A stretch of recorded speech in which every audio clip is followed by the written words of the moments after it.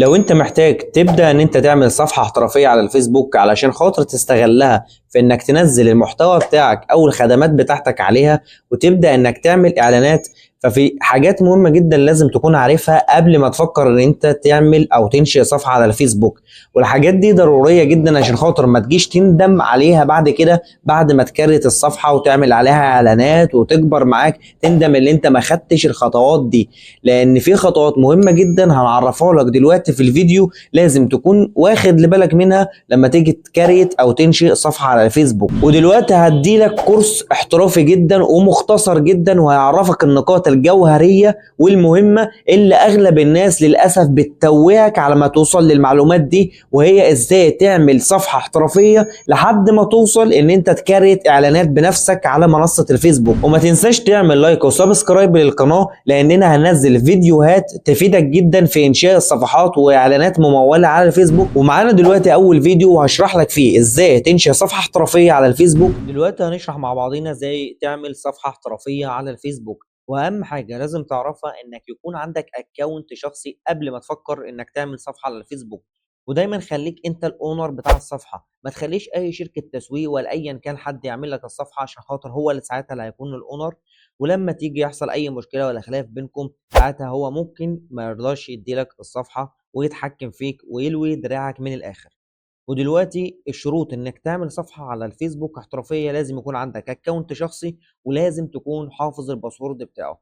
ويلا بينا نبدأ دلوقتي انشاء صفحة احترافية على الفيسبوك. هتخش على البروفايل الشخصي بتاعك وهتخش على حاجة اسمها الصفحات اللي عليها العلم دي، هتدوس عليها وبعد كده هتدوس على انشاء صفحة جديدة او ملف شخصي. طبعا احنا هننشئ صفحة جديدة، هتختار صفحة عامة اللي هي من تحت دي، بعد كده هتدوس التالي، بعد كده هتدوس بدء استخدام. والله دلوقتي احنا عايزين نعمل صفحة فهنكتب الاسم بتاع الصفحة ايا كان طبعا الاسم اللي انت عايزه، وليكن مثلا هنعمل صفحة اسمها مولي، والفئة طبعا هي مثلا بتاعة ملابس، هنكتب ملابس. طبعا شوف انت الملابس اللي انت عايزها ملابس بشكل عام ولا ملابس حريمي ولا رجالي ولا اطفالي، احنا هنخليها ملابس حريمي.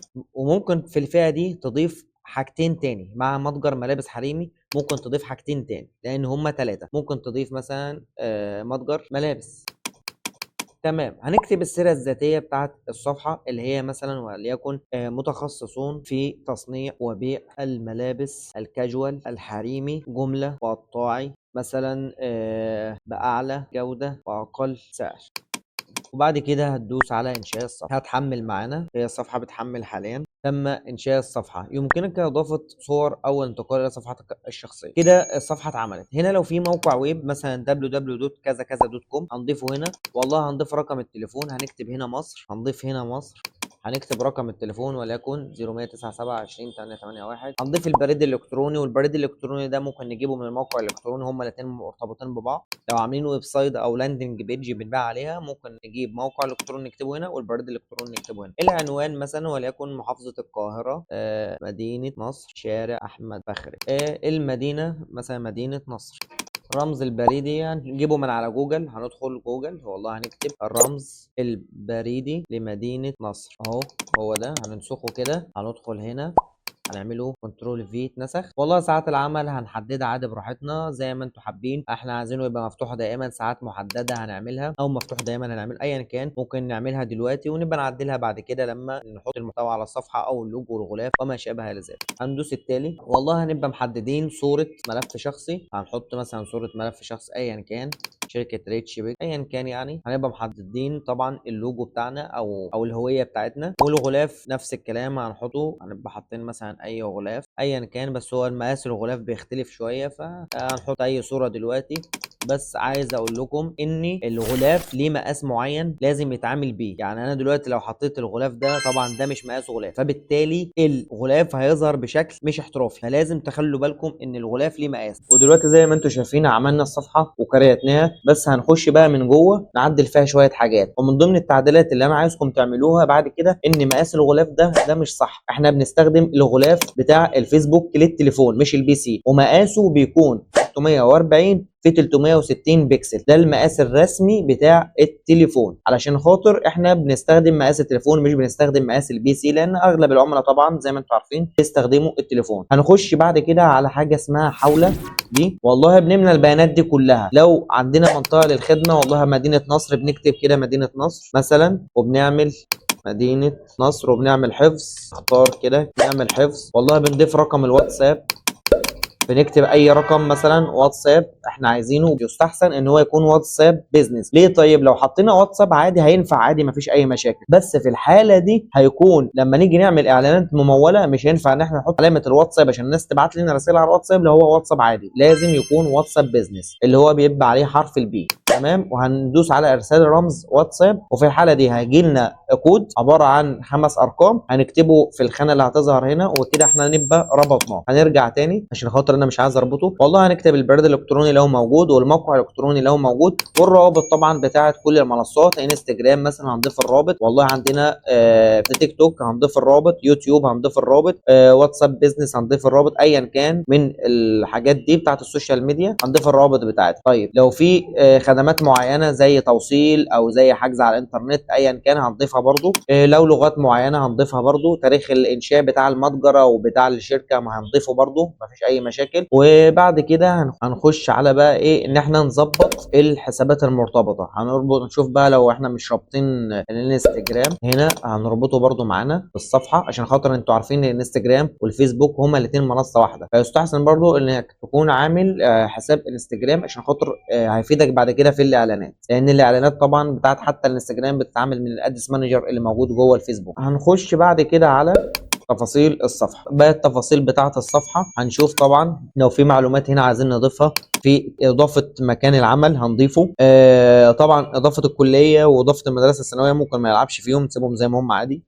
المدينه اللي احنا شغالين فيها او اللي فيها الشغل بتاعنا بنكتبها، والمدينه هنا مكان المنشأ مش مشكله، ممكن نضيف المدينه الحاليه واسم المدينه برضو نكرره تاني. وبعد كده نشوف لو في معلومات تفصيليه عنك. والله اكتب شيئا عن نفسك، ودي مهمه جدا برضو اللي احنا نعملها، لان دي بتظهر للعميل وبتعرف العميل والله احنا بتوع ايه او احنا شغالين في ايه. نطاق الاسم عادي برضو بنشوف اي نطاق. طيب وبعد ما بنخش على معلومات الاتصال وبنخلصها بنخش بعد كده على المعلومات الخصوصيه والمعلومات القانونيه، وعايزين نحط فيها اي رابط لسياسه الخصوصيه. ده بنجيبه من الموقع الالكتروني. يعني احنا لو عاملين موقع الكتروني بنضيف هنا حاجه اسمها رابط سياسه الخصوصيه. ده بيبقى موجود في الموقع الالكتروني، بيبقى فيه طبعا صفحه اسمها سياسه الخصوصيه، بيبقى موجود صفحه اسمها من نحن، وبيبقى موجود صفحه رئيسيه او المتجر الالكتروني بتاعنا. بنضيف الرابط بتاع سياسه الخصوصيه في الصفحه دي.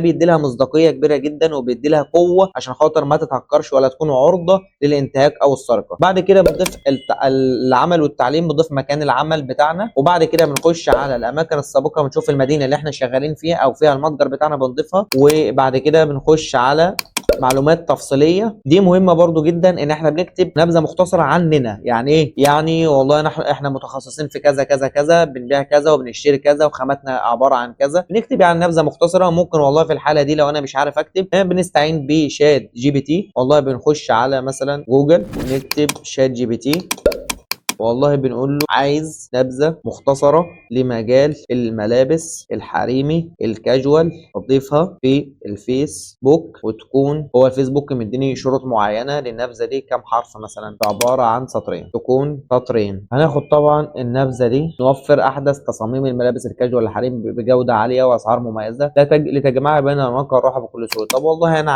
عايز الاسلوب باللهجه المصريه. انا عايز الاسلوب باللهجه المصريه. طيب بنقدم لك احلى تشكيله ملابس كاجوال حريمي بجوده عاليه واسعار تنافسيه عشان تبقى شيك على راحتك في كل وقت. والله انا شايف ان هي دي كويسه. بناخدها كوبي وبندخل على الصفحه، بنيجي نعمل كنترول في ونعمل حفظ هنا زي ما انتم شايفين كده بتضاف معانا. وفي حاجه مهمه اللي هي الكونيا دي اللي هي بتبقى جنب الاسم، دي اللي هي بتبقى جنب الاسم بتاع الصفحه.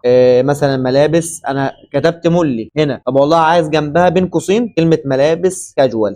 طيب بنعمل حفظ. تظهر الاسماء الاخرى دايما للعامه وتساعد الاشخاص في العثور عليك على فيسبوك. والله بنعمل كده ونعمل حفظ. هتظهر في الحاله دي بين قوسين هنا اهو شايفين ظهرت ازاي. دي برضو حاجه كويسه جدا بتساعد الصفحه ان هي تبقى اقوى، وفي السيرش تكون كويسه جدا، وتكون بتوصل للناس بطريقه سريعه. هندخل بعد كده على المناسبات الشخصيه، دي مش هنستخدمها دلوقتي يعني. وبكده نكون يعتبر كريتنا الصفحه بطريقه منتظمه وبطريقه احترافيه. طيب ايه اللي باقي دلوقتي عشان خاطر نعمله على الصفحه؟ احنا طبعا بعد ما بنحط اللوجو والغلاف وبنظبط الاعدادات دي، تكون الصفحه زي ما انتم شايفين كده فاضيه خالص ما فيهاش اي حاجه. طب ايه الحل دلوقتي؟ هل ان انا اعمل عليها سبونسرات او اعلانات على طول؟ لا، الحل ان احنا ما نعملش عليها سبونسرات على طول. لازم ان احنا ندي فرصه لنفسنا على الاقل ان احنا نجمع داتا يعني، او ننزل ما لا يقل عن 15 20 بوست يخص المجال بتكستات معينه. وانصح اي حد ان هو لما يجي ينزل بوست ينزله من الميتا بيزنس سايت اللي هي دي. دلوقتي هنشرح مع بعضينا ازاي تنزل منشور بطريقه احترافيه على الفيسبوك. هنعمل دلوقتي تبديل للصفحه، الصفحه اللي احنا هنعمل او هننزل عليها البوست. دلوقتي هنعرف مع بعضينا ازاي هننزل منشور بطريقه احترافيه. بعد طبعا ما بدلنا الصفحه ودخلنا على الصفحه دلوقتي اللي احنا هننزل عليها المنشور. طيب عايز اقول لكم على حاجه، في طريقتين. الطريقه الاولانيه اللي انتوا شايفينها دلوقتي دي، اللي هي الطريقه التقليديه، اللي انت بتدوس على هنا على العلامه دي بتاعت الصوره او الفيديو. بعد كده بتضيف من جهاز الكمبيوتر بتاعك ايا كان اللي انت عايزه، مثلا وليكن مثلا صورة زي كده عادي ايا كان. وبتحط بقى مثلا زرار الماسنجر او الواتساب ايا كان. وبعد كده بتعمل نشر وبتكتب التكست اللي من فوق اللي انت عايزه، او الوصف بتاع الديسكريبشن بتاع الاعلان او البوست، وبعد كده بتبلش. طب دي طريقه. الطريقه الثانيه اللي انا برشحها دايما واللي هي اكثر احترافيه، اللي هي من خلال الميتا بيزنس سايت دي. بندخل عليها زي كده، وبعد كده لو عايزين ننزل منشور من هنا، عايزين ننزل او ننشر مقطع ريلز من هنا، ستوري من هنا، بس مباشر من هنا. وبعد كده الحاجات التانية دي اللي هي ممكن ما تستخدمهاش دلوقتي. هنعمل دلوقتي منشور، هندوس انشاء منشور.